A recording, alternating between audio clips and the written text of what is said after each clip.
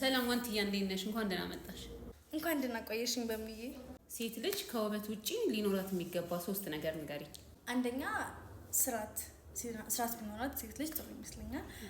ሁለተኛ ደግሞ ፈራ እግዚአብሔር ያላት፣ ሶስተኛ ደግሞ ገንዘብ ቢኖራት ጥሩ ይመስለኛል። ህይወትሽ ደስተኛ የሚያደርግሽ ነገር ምንድነው? ህይወቴ ደስተኛ የሚያደርገኝ ነገር ከልጅ ጋር ጊዜ ሳሳልፍና ከራሴ ጋር ጊዜ ሳሳልፍ ደስ ይለኛል። አዎ ደስ የሚል ነገር። ስለመጣሽ በጣም ነው የማመሰግነው። እኔም በጣም ነው የማመሰግነው። ለዚህ ውብ አድርገሽ ቆንጆ ስላደረግሽኝ አመሰግናለሁ። የመጣችሁ ሁላችሁም ቼክ አድርጓት።